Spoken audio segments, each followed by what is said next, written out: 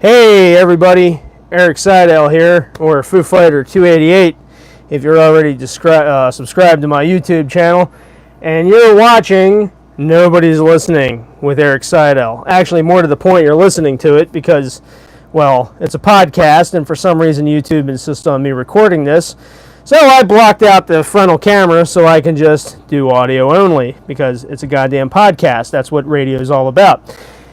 With that said, today's episode is brought to you by electrical tape. When you want to block out the frontal lens of your iPhone so that you can do an audio-only podcast, because this is radio YouTube, use electrical tape. It works a lot better than duct tape, which kind of gives a weird blurry yellow hue like last episode. If you want to get some electrical tape of yourself, just use my promo code in the description. I don't have a promo code because I'm not actually sponsored by any kind of electrical tape company or anybody for that matter, and I'm not making money from that kind of thing, at Foo Fighter 288 on YouTube. And using that promo code, you can get 0% off electrical tape at any location that electrical tape is sold. With all that out of the way, how's everybody doing tonight? I'm having a heck of a night. Well, actually, I'm having a great night compared to the rest of my weekend. The Ravens won. I'm not sure if the Orioles won. I really hope they did. Hang on, give me a second.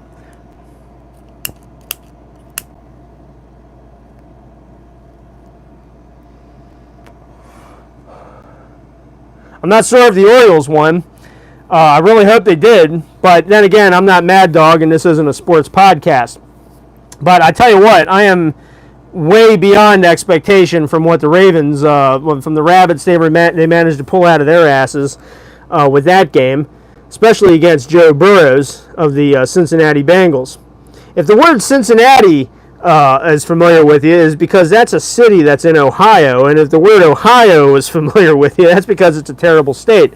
But for what it's worth, and to all of its credit, Cincinnati is actually a pretty decent city compared to, Dayton and Columbus and Cleveland and all the other shithole Ohio cities that I've been to in my time.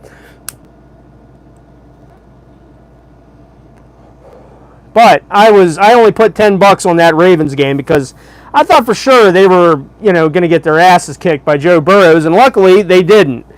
But John Harbaugh, hang on a second. Give me a second here.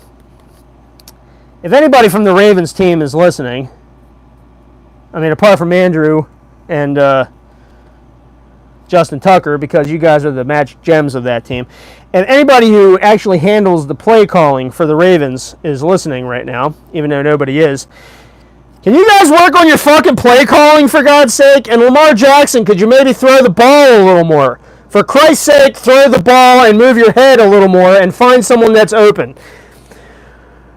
Woosah. Now that I got that said, that's I think about, I don't know, about 4 million Ravens fans were thinking that same damn thing the whole time they were watching that game. And hopefully the message got through to somebody over on the Ravens team, because I tell you what, it was lucky that you guys managed to beat Joe Burrows, even though it's early in the season. But it shouldn't have had to come to what it did. That should have been a sweep. But like I said, I'm not Mad Dog. This isn't a sports podcast. I'm going to move past all that and get right down to the nitty-gritty. I said nitty, of what my weekend was like. I drive for Uber professionally. Well, actually, professionally, I like to write and I like to do YouTube content and everything else. But hey, I got to pay the bills somehow, so I drive for Uber. And this weekend, I made about $440. Well, actually, no, it was more like $660. But I'm not going to go into all that because it's too Jewy to do in the whole financial thing. But the point is, I spent about $400 getting my brakes fixed at Jiffy Lube, of all places. But Jiffy Lube can kiss my ass.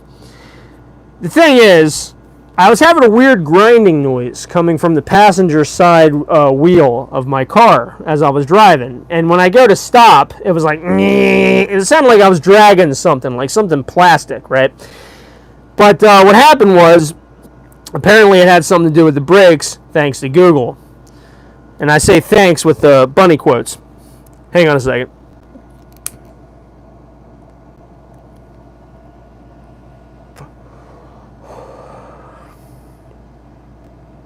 There we go.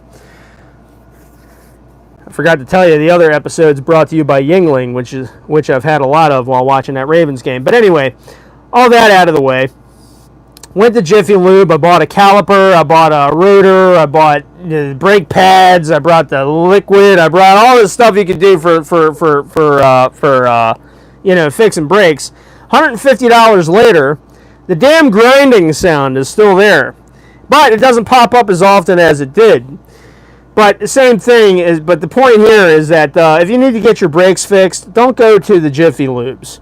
Don't go to Jiffy Lube on Howard Street, where it's a bunch of hood rat assholes who just sit around eating sunflower seeds and talking about their baby mamas or whatever, instead of doing actual work on your car. So screw those guys.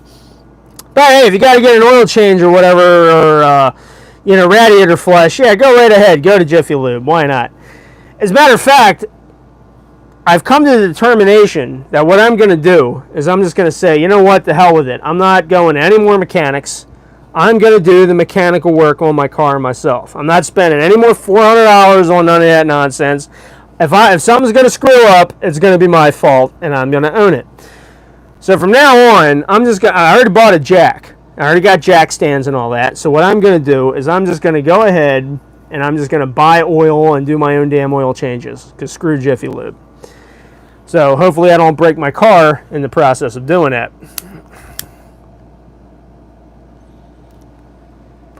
But then again, my brother-in-law is a mechanic. My brother-in-law is a mechanic, and hopefully he might be able to help me, give me some advice on some of that other stuff. I wish I had a accountant brother-in-law. That'd be even better. Yeah, better. I seem to have gotten a bit of verklemsing all of a sudden. I don't have asthma or nothing.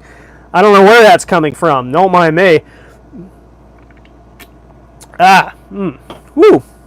Anywho, I guess I must have allergies. That's where all that coughing's coming from. Hang on a second. Yeah, definitely allergies. But anyway, with all that said, later on, and I know I promised in the last episode I wasn't going to plug any of my future projects, but I think I might do a couple videos on how to do basic car maintenance, as well as like little crazy stories that I've had from doing different rideshare jobs and all that other stuff. Because God knows I got a few of them I can give you guys, and I know I try to entertain you as much as possible. But that'll all come later, once I actually get my money recouped after doing that stupid-ass brake side quest that came around.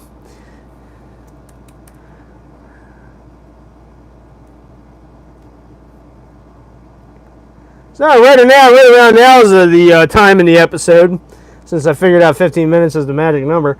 Right around now is the time where I check into what's going on in the world with local news. And okay, I'm starting to think maybe Google's not the best place to see. A veteran's journey from music to healing.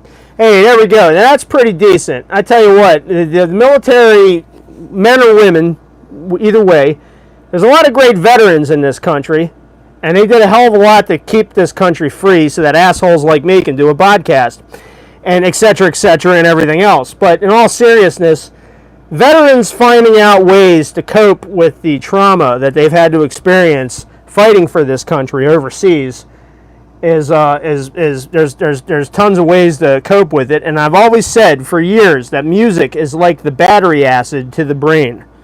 Music and food fixes every problem that's in the world. Racism, politics, religion, blah, blah, blah. No, food and music. That's what brings us all together. Because you start listening to Led Zeppelin, whether you're black or Muslim or Jewish or gay or female or whatever, you can look at that and start listening to it, and everybody can look and nod at each other and go, yeah, that's some good shit right there. So there's music taken care of right there. And apparently there's let's see, in Atlanta, there's a program going on right now where they give people suffering from PTSD, they give them music to listen to. I don't know what kind of music. I haven't clicked on the article because, I don't got time for all that. But apparently what they do is they listen to music, and it helps with their PTSD. And I tell you what, any mental issues you might have, you ought to listen to music. Even if you don't have mental issues, listen to music. It'll fix all the trauma.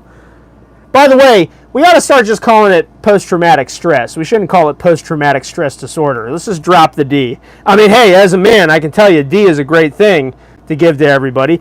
But in the case of PTS, let's just drop the disorder part of it. It's not a disorder. Everybody gets post-traumatic stress. We can all work through it together. We can all figure it out, all right? And music's definitely the way to do that.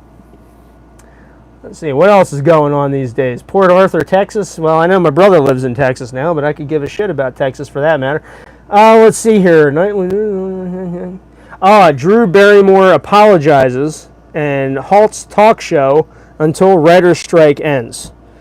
Well, I wasn't aware that show had a writer, but yeah, well, that's good of her. That's nice that she's halting the show until the writer's strike ends, because you know what, I tell you, this writer's strike that's going on out in California has really put a hair across my ass, because look, I got tons of movie ideas, tons of TV show ideas.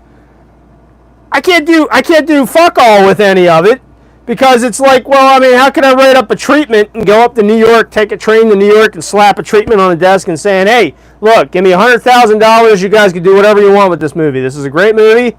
This movie it's awesome. Get this person, that person to play in it. This is what the storyline is. Give me $100,000. You can have it. Do whatever you want with it. Make it a transvestite woke Nazi or whatever the hell is the main character. I don't care what you do with it. Just give me $100,000. Here's a script. Done.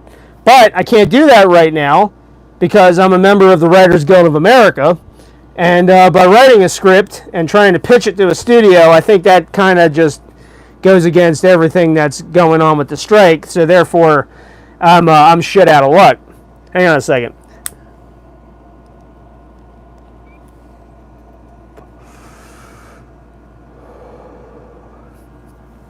So yeah, I got that going on. So whenever the hell the writer's strike's over with, let me know, folks. Direct message me, whatever the hell the case is. Hey, links to my Twitter and my Instagram and my TikTok all below. Don't worry, I'm not a teenage girl. That's not the reason why I do TikTok. I try to do like little funny skits and shit on there. But yeah, links to everything down below. Go follow me. Hashtags, all that. What else is going on in... what the fuck? Yeah, I know I said I was gonna keep that as PG-13 level in the last episode, but I don't give a fuck. Fuck it. Fuck the fucks. Let's keep fucking.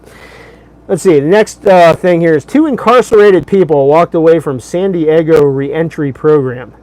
What? How do you just let what? Well, okay. Then again, maybe they just walked. Maybe they were like confused by the English signs, and they just went, all right, well, okay, let's just walk away, and they walked off. But look, there is a serious immigration problem going on in this country, people. But hey, I only got another minute and 15 seconds to go with here, so I'm not going to go into that little can of worms. But I can tell you this much. I ain't got anything against immigrants as long as they ain't illegal. And everything's cool. And that's basically the cut and dry of that. But look, to end it on a high note, not that any of this is a high note, the only thing that's high here is me. Hey-o! Thank you, Tyrone, on North Avenue. All that said, the only high note I think we should really end this episode on is that the Ravens rock, even though their play calling is shit.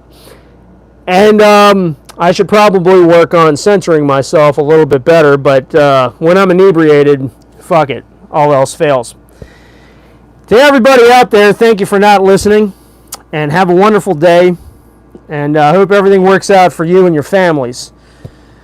I can't say I'm going to keep you in my prayers because, well, no one's watching and I don't know who the hell you are. But thank you for watching. Please like, share, and subscribe.